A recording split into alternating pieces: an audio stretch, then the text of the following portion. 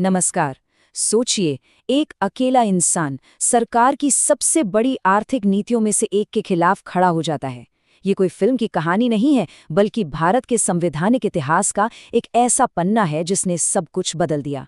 आज हम उसी ऐतिहासिक मामले को समझेंगे जिसने हमेशा के लिए नागरिक अधिकारों और सरकार की ताकत के बीच की लकीर को नए सिरे से खींचा।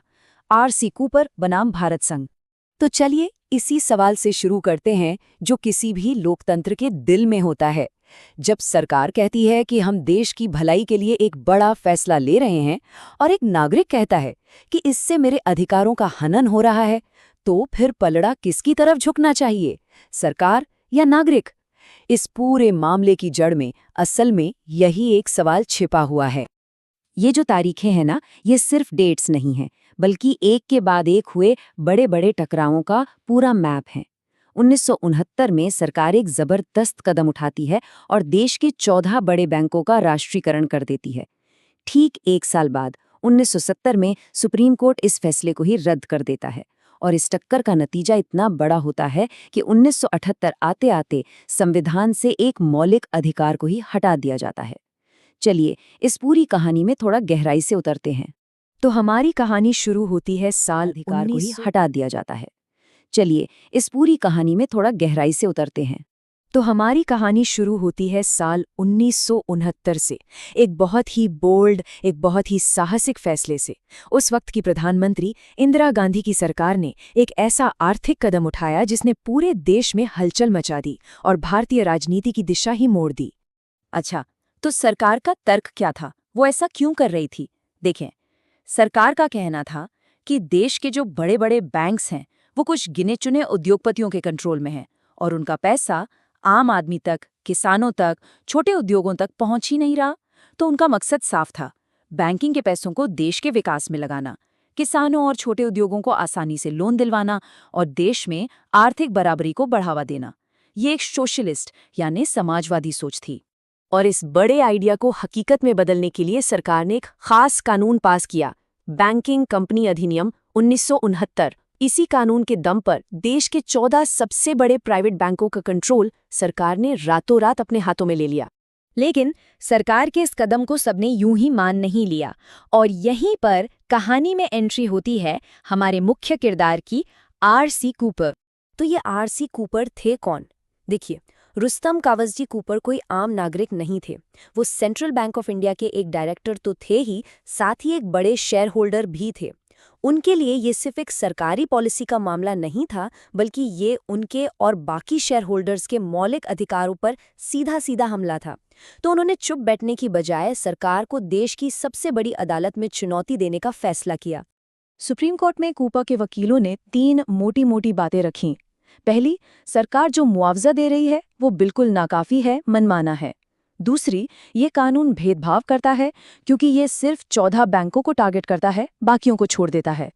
और उनकी सबसे बड़ी दलील थी कि ये कानून संविधान के दिए हुए संपत्ति के मौलिक अधिकार का खुला उल्लंघन है, जो उस समय आर्टिकल 31 के तहत एक फंडामेंटल राइट था। अब गेंद थी सुप्रीम कोर्ट के पाले में। पूरा देश सांस रोके देख रहा था कि इस ऐतिहासिक लड़ाई में अदालत क्या फैसला सुनाती है। तो सवाल यही था कि सुप्रीम कोर्ट आखिर करेगा क्या? क्या वो सरकार के बड़े समाजवादी विजन और देश हित को तरजीह देगा या फिर एक अकेले नागरिक के मौलिक अधिकारों की रक्षा के लिए खड़ा होगा? और फिर फैसला आया। और क्या फैसला आया? 10-1 के जबरदस्त बहुमत से सुप्रीम कोर्ट ने सरकार के खिलाफ फैसला सुना दिया। ये सरकार के लिए एक बहुत बहुत बड़ा झटका था। अदालत ने कूपर की लगभग हर बात को सही माना। जजों ने कहा कि सरकार जो मुआवजा दे रही है वो वाकई में ठीक नहीं है। ये कानून संपत्ति के मौलिक अधिकार को छीनता है और हाँ, ये कानून भेदभावपूर्ण भी है। और आखिर में कोर्ट ने एक ऐसा कदम उठाया जिसकी उम्मीद कम ही लोगों को थी। पूरे के पूरे राष्ट्रीयकरण कानून को ही असंवैधानिक घोषित कर दिया। लेकिन कहानी यहाँ खत्म नहीं हुई। सरकार हार मानने वालों में से नहीं थी। सुप्रीम कोर्ट ने कानून रद्द किया तो सरकार ने कहा, ठीक है, हम खेल के नियम ही बदल देंगे। इसके जवाब में संसद ने पास किया संविधान का 25वां संशोधन। ये सरकार का एक बहुत पावरफुल दाव था। अब ये जो बात है ये वाकई में बहुत दिलचस्प है। देखिए कितना स्मार्ट खेल खेला गया। संशोधन से पहले संविधान में शब्द था मुआवजा, यानी कॉम्पेंसेशन, जिसका मतलब था एक फेयर मार्केट वैल्यू वाला पेमेंट। लेकिन सरकार ने इस शब्द को ही बदल दिया और कर दिया राशि, यानी अमाउंट। मतलब अब संसद जो भी रकम तय कर दे वही फाइनल है, चाहे वो सही हो या ना हो, उसे कोर्ट में चैलेंज नहीं किया जा सकता। इस केस का असर सिर्फ बैंकों के राष्ट्रीयकरण तक ही नहीं रुका। अरे नहीं, इसने तो भारत के पूरे संवैधानिक भविष्य पर एक गहरी, बहुत गहरी छाप छोड़ी।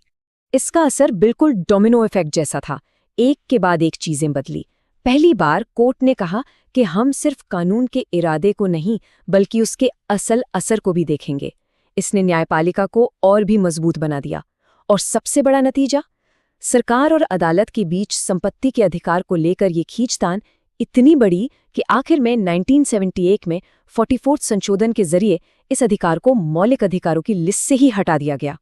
और इतना ही नहीं, इस केस ने आने वाले एक और भी बड़े ऐतिहासिक मामले, केशवानंद भारती केस के लिए एक तरह से स्टेज तैयार कर दिया था।